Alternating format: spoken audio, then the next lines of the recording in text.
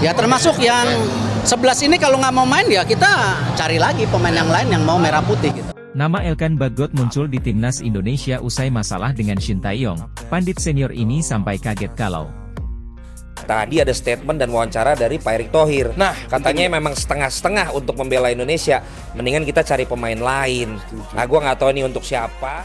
Kalau benar nih, STY kecewa dan dia tidak mau manggil lagi, menurut saya itu tidak fair juga. Iya betul, karena bagi seorang pelatih sebetulnya juga tidak boleh bergantung kepada satu atau dua pemain sih. Poin saya, nothing personal. Iya betul. Jadi, if you do professional, nothing personal. Iya, nothing personal. Jadi jangan bawa itu menjadi personal gitu. Iya. Dan dengan kehadiran Elkan Bagot, oke lah, anggap saja bisa mempersolid lini pertahanan kita. Tapi kan pertahanan itu kan bukan diperkuat oleh satu pemain.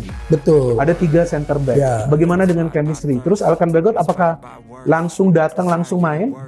Kan nggak mungkin juga bagi seorang pemain. Ya kan dia harus ada training juga. Kalau dia datang mepet tiba-tiba nanti karena dia pertahanan juga nggak rapi koordinasinya kan? Pemilihan pemain di era Shin Tae-yong dia kan benar-benar pelatih yang fair untuk bisa memberikan asesmen kepada pemain. Oh dia layak atau masuk enggak, dan dari manapun dicoba. Jadi artinya pelatih ini fair memberikan kesempatan. Begitu banyak kesempatan diberikan, termasuk untuk Elkan Bagot juga. Elkan Bagot ya mungkin berapa bulan lalu mungkin dia menjadi orang nomor 1 di back, salah satu yang terpilih di back. Nah, yang dilakukan Elkan sebetulnya mungkin sudah masuk pada sikap indisipliner.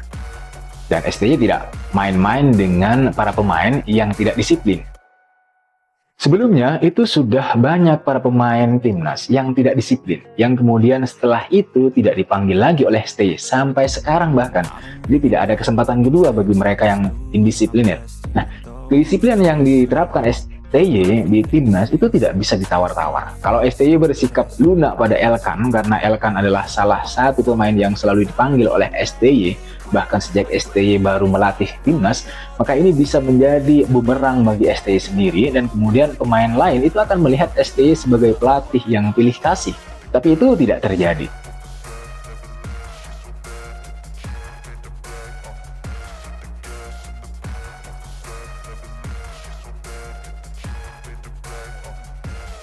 kabar mengenai bek timnas Indonesia, Elkan Bagot muncul di hadapan publik jelang timnas Indonesia bermain di laga kualifikasi Piala Dunia 2026 zona Asia. Serta, seorang pandit senior, Bung Binder yang merasa kaget mengenai penampilan timnas Indonesia saat menghadapi Tanzania.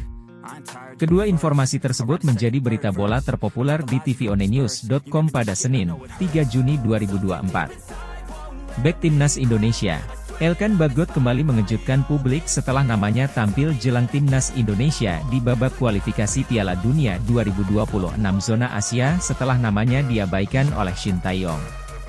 Sebelumnya, Elkan Bagot tidak dipanggil oleh Shin Tae-yong pada 2 pertandingan penting yang dihadapi timnas Indonesia pada kualifikasi Piala Dunia 2026 zona Asia. Skuad Garuda akan menghadapi Irak pada tanggal 6 Juni mendatang dan melawan Filipina pada tanggal 11 Juni. Mereka hanya membutuhkan 3 poin saja untuk mengamankan kelolosan ke putaran ketiga kualifikasi Piala Dunia 2026 zona Asia. Sayangnya, Elkan Bagot justru tidak diberi kesempatan untuk tampil di timnas Indonesia seiring permasalahannya dengan pelatih Shin Tae-yong. Jelang FIFA Matchday Juni 2024, Shin Tae-yong sempat menyinggung nama Elkan Bagot. Dirinya ditanya mengenai alasan tidak dipanggilnya Elkan Bagot. Namun, STY menolak untuk menjawabnya dengan meminta wartawan agar menanyakan hal tersebut langsung kepada Elkan. Masalah Elkan mungkin bisa ditanyakan langsung kepada Elkan. Mungkin Elkan yang lebih tahu, ungkap Shin Tae-yong pada Selasa, 28 Mei 2024, lalu. Seorang pandit senior, Bung Binder terkejut saat melihat penampilan timnas Indonesia saat menghadapi Tanzania. Timnas Indonesia asuhan Shin Tae-yong pada Minggu, 2 Juni 2024, menahan imbang Tanzania dengan skor 0-0 dalam laga uji coba. Pertandingan menghadapi Tanzania ini merupakan upaya yang dilakukan Shin Tae-yong untuk mematangkan koordinasi serta strategi timnas Indonesia jelang menghadapi laga penting melawan Irak dan Filipina. Tentunya harus dilakukan dengan persiapan yang matang agar dapat lolos ke babak berikutnya.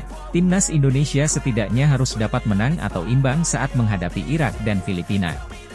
Salah satu pandit senior, Bung Binder memberikan pandangan terkait penampilan timnas Indonesia menghadapi Tanzania kemarin. Bung Binder mengaku bahwa timnas Indonesia berhasil menunjukkan permainan memukau, bahkan skuad Garuda telah seperti tim Eropa.